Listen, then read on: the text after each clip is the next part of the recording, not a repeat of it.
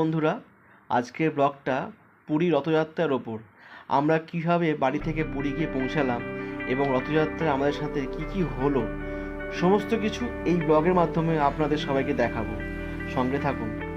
তো বন্ধুরা, যেহেতু আমাদের বাড়ির কাছ থেকে নেতাজি মেট্রো স্টেশন কাছে, তাই দাদা আমি ঠিক করলাম মেট্রো করে এসপ্ল্যানেড হয়ে হাওড়া স্টেশন পৌঁছাবো।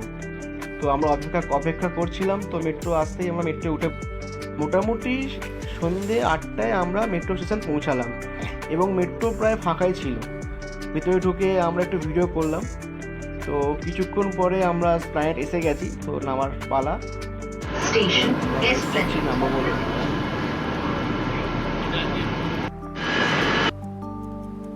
নামার পর আমরা হাওড়াগামী মেট্রো যেখান দিয়ে ছাড়ে সেই দিকে রওনা দিলাম। আমি একটা বিশেষ কারণে এক্সাইটেড ছিলাম। সেটা কি? সেটা হলো এই এসপ্ল্যানেড থেকে হাওড়া যাওয়া মেট্রোটা গঙ্গার নিচে হয়ে যায়। আমি যেহেতু ফার্স্ট টাইম এই রুটের মেট্রোতে জার্নি করছি, তো কীরকম অনুভূতি লাগে সেই এক্সপিরিয়েন্স দেখবো বলে অপেক্ষায় ছিলাম। এবং আপনারা চলুন, যারা এই জার্নি এখনও অবধি উপলব্ধি করেননি, আমার সাথে চলুন সেই অনুভূতিটা শেয়ার করে নিই। আসুন।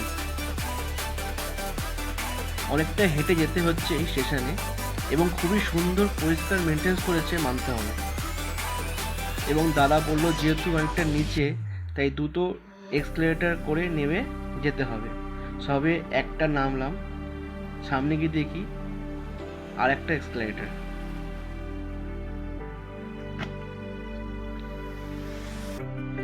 নামার পর গিয়ে পৌঁছালাম মেট্রোর কাছে এবং জিজ্ঞাসা করলাম যে এটা হাওড়া যাবে কি না।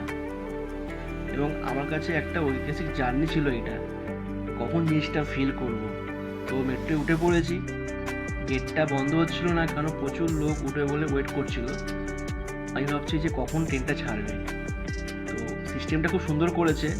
এখানে বাইরে যে একটা গেট ছিল, সেটা বন্ধ না হলে মেট্রো গেট বন্ধ হবে না, এবং মেট্রো আসার পরে গেটটা খোলে। তারপর অবশেষে ট্রেন ছাড়লো। তো আপনাদেরকে বলে রাখি, গঙ্গার নিচ দিয়ে যখন ট্রেন যাবে তখন নীল রঙের একটা আলো জ্বলবে, যেটা আপনি দেখতে পাবেন। গঙ্গা শেষ হলে আলো নিভে গেছে। দেখুন, আলো জ্বলছে।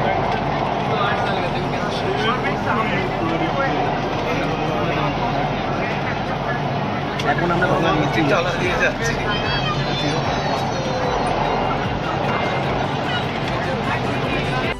এই শেষ হয়ে গেল গঙ্গা, এবং আমরা নেবে আমাদের যে ট্রেন হাওড়া স্টেশনে ছিল, তো সেই দিকে যেতে লাগলাম।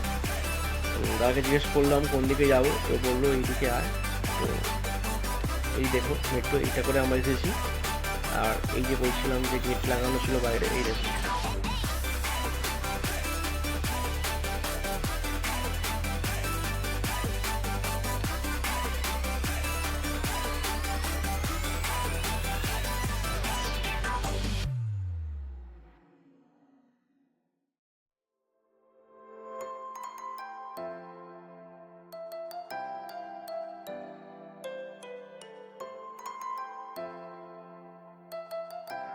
যেহেতু প্ল্যাটফর্মটা অনেকটা নিচে, তাই একটু হাঁটা পথ বেশি হবে।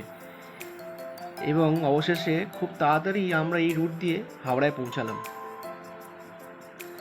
তো এসকেলেটর থেকে বেরিয়ে আমরা স্টেশনে পৌঁছেছি। আর আমাদের একটা দাদা আমাদের সাথে পুরী যাবে বলে এখানে ওয়েট করছিল। তো আমরা গিয়ে তার সাথে মিট করলাম। প্রথমে ফোন করলাম যে কোথায় আছো, তো বললো আমি এই জায়গাটায় আছি, চলে আসো। তো আমরাও খুঁজে তাকে নিলাম, তারপর মিট করলাম।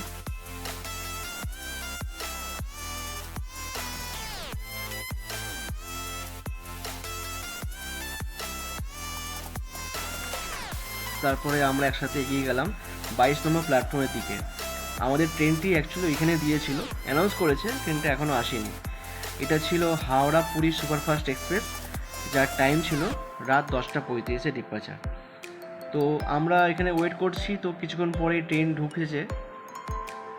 আমাদের যেহেতু কোচটা পেছন দিকে ছিল, তো আমাদেরকে একটু হাঁটতে হয়েছে আবার। খুঁজে খুঁজে গিয়ে আমাদের কোচ ছিল, ট্রেন যেদিকে যাবে সেই সামনের দিক থেকে 3টে কোচের পরে আমাদের কোচটা ছিল।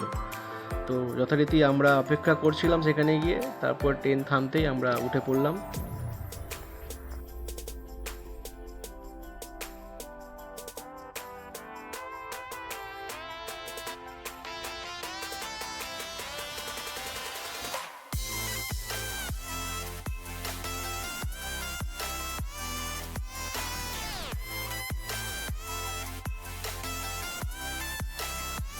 ট্রেনে উঠে যার যার সিট খুঁজে লাগেজ রেখে বসে পড়লাম।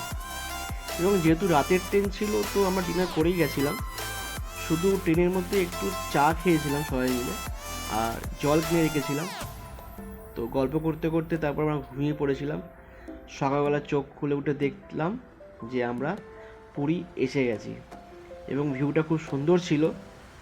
দাদা সকালবেলা উঠে প্রভু জগন্নাথকে স্মরণ করছিল যে প্রভু তুমি ঠিকঠাকভাবে নিয়ে এসেছো, তো এবার নামার পালা। ওয়েট করছিলাম, গেটটা খুললেই আমরা নামবো। জয় জগন্নাথ বলেছি পুরী স্টেশন। আলটিমেটলি পুরী এলাম।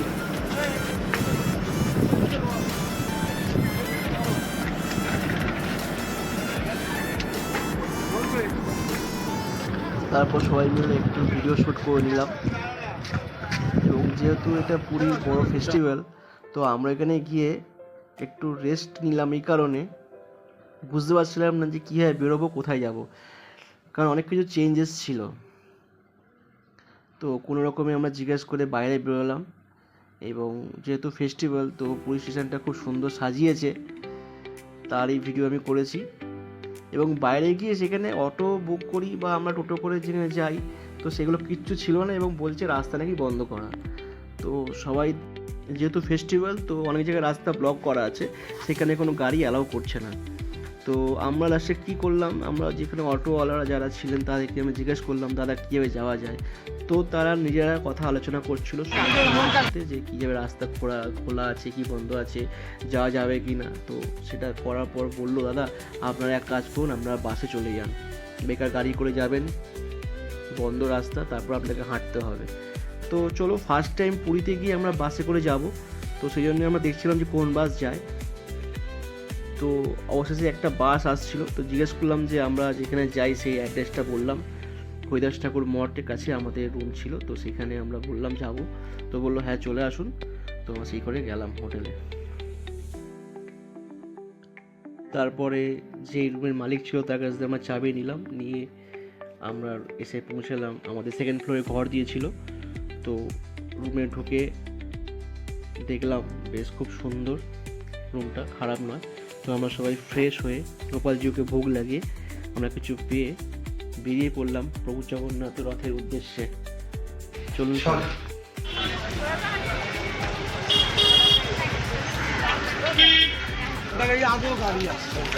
আসছে তো কি করা যাবে। আজকে এখন প্রভু জগন্নাথের রথযাত্রা দেখতে প্রচুর ভিড়।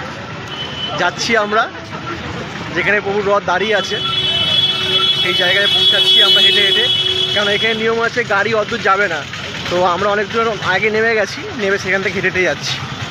দেখা যাক, জিজ্ঞেস করলাম তো বললো 10 মিনিট লাগবে যেতে। তো যাচ্ছি। অনেকক্ষণ হাঁটার পরে আমরা পৌঁছালাম প্রভুর সেই রাস্তা যার নাম বড়দণ্ড, যেখানে একসাথে 3টি রথ চলে, প্রভু জগন্নাথ, প্রভু বলরামজি আর মাতা সুভদ্রা। প্রচুর ভক্তের সমাগম হয়েছে, প্রত্যেক বছর লাখে লাখে লোক প্রভুকে দেখার জন্য এখানে আসেন। আপনাদেরও দেখাবো, ওই দূরে রথ দাঁড়িয়ে আছে, আমরা এখানে গিয়ে পৌঁছেছি। এবার এখান থেকে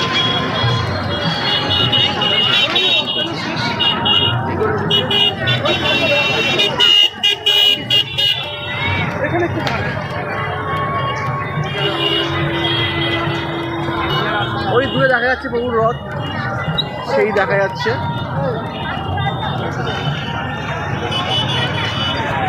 আপনাদেরকে নিয়ে যাব সঙ্গে, চলুন। দাদা হাঁটতে পারছে না, শেষে কী করা হলো, রিক্সা করা হলো, ওই রথ অব্দি সামনে নিয়ে চলে যাবে। তো এতটা হেঁটে আসার পর ইচ্ছে করছে না হাঁটতে।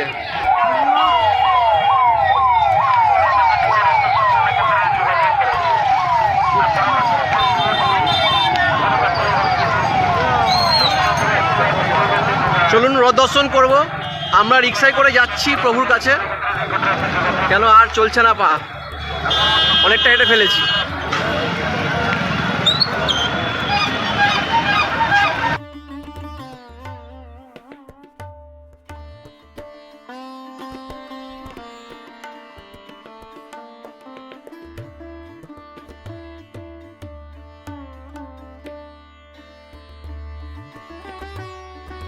কথায় আছে এশিয়ার সবচেয়ে বড় রাস্তা এটা, এবং সেই রাস্তায় সমস্ত ভক্তদের আগমন হয়েছে আজকে। আর চারপাশে মেলা দেখা যাচ্ছে।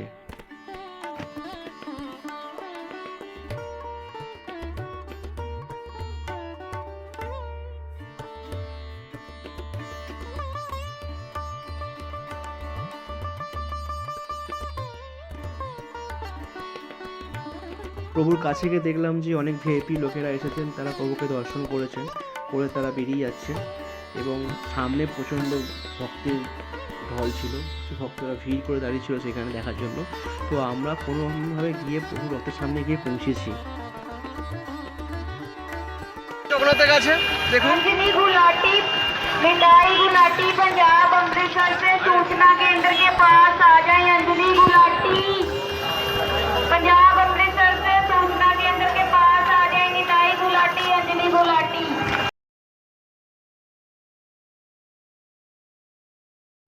দেখে চোখ জুড়িয়ে গেল। প্রথমবার প্রভু জগন্নাথ দেবের রথ দেখলাম। 3টি রথ পরপর দাঁড়িয়ে রয়েছে আমাদের চোখের সামনে। এগিয়ে গেলাম রথের দিকে এবং মনে মনে স্মরণ করছি, প্রভু যেন ভালো করে তোমার দর্শনটা লাভ করতে পারি। আজকে বিশেষ আনন্দের দিন। প্রভু ভক্তের জন্য রাস্তায় বেরিয়েছেন সবাইকে দয়া করার উদ্দেশ্যে।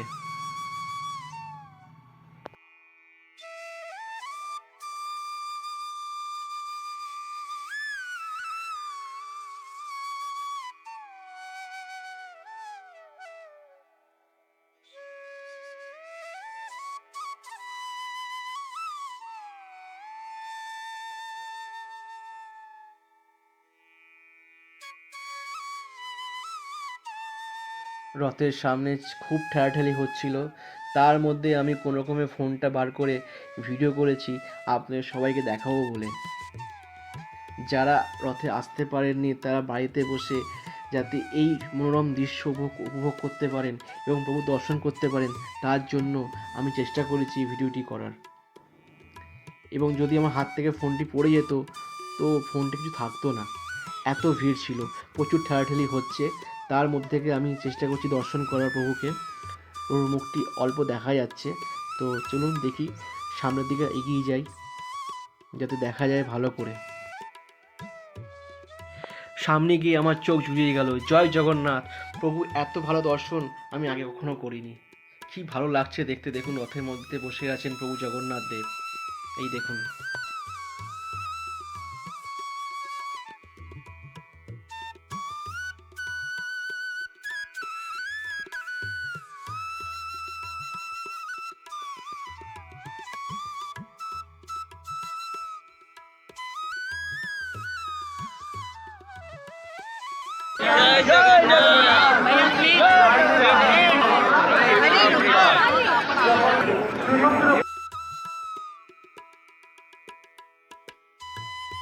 অবশেষে দর্শন করার পর ভিড় থেকে বেরিয়ে আমরা সাইডে একটা জায়গায় বসেছিলাম এবং সেখান থেকে প্রভুকে দেখছিলাম। তো ওইখানে আমরা ঠিক করলাম যে পাশেই গুন্ডিচা মায়ের মন্দিরের কাছেই একটি রয়েছে নৃসিংহ, যজ্ঞ নৃসিংহদেবের মন্দির। এখানে যজ্ঞ থেকে নৃসিংহদেব প্রকট হয়েছেন। তো সেই মন্দির দেখবো বলে দাদা বলল, চলো আমরা সবাই সেইখানে যাই। তো আমরা সেখানে এগিয়ে গেলাম। এই হচ্ছে সেই যজ্ঞ নৃসিংহদেবের মন্দির। এবং সেখানে গিয়ে দেখলাম যে অনেক ভক্তরা সেখানে ওয়েট করছে, কেন বৃষ্টি হচ্ছিল। তো অভড়া প্রসাদ, প্রভুর যে প্রসাদ সেটাকে অভড়া বলা হয়, সেই ভোগ দর্শন করলাম, যেটা সবে আনা হয়েছিল ওই মন্দিরে।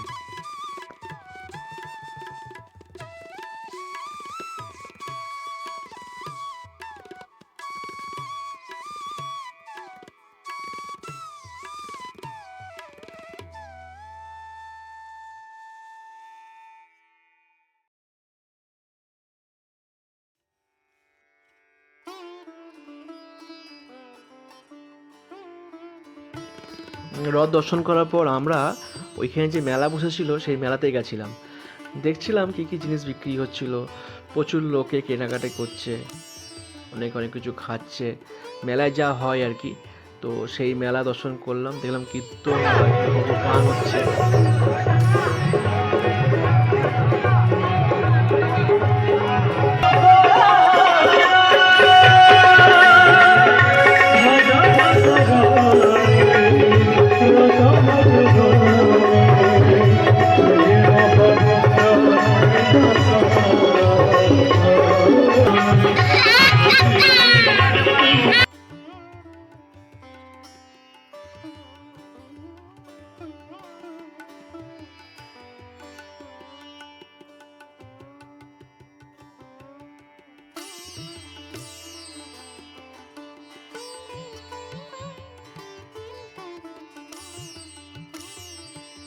পরের দিনকে প্রভু জগন্নাথ দেবকে দর্শন করতে আমরা আবার গিয়ে পৌঁছাই।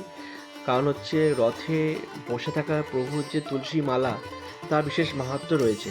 দাদা বললো ওই তুলসী মালাটা নেওয়া দরকার আছে আমাদের। তো আমরা গেছিলাম সেই তুলসী মালা নেওয়ার জন্য।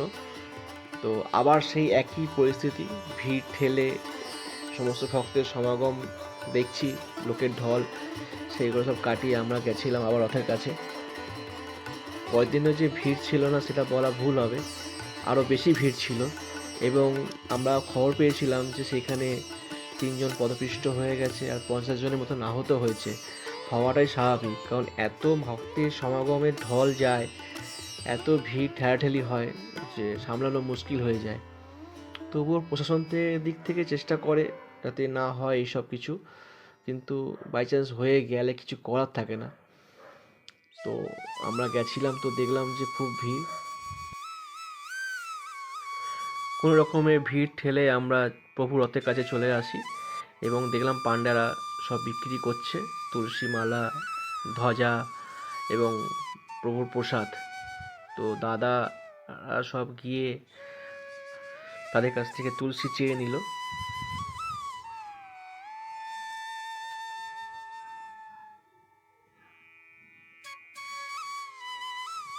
এবং আমাদের তো বাড়ি ফেরার পালা, সবই হলো, দর্শন হলো প্রভুর, আনন্দ হয়েছে, খুব মজা করেছি আমরা।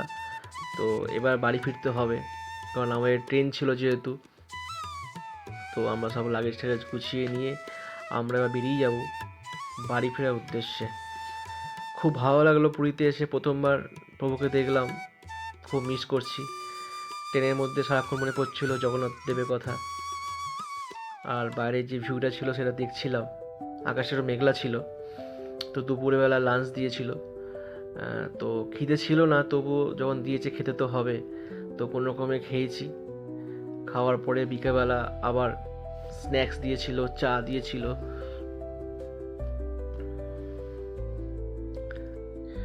ওভারঅল জার্নিটা আমাদের খুব ভালো ছিল।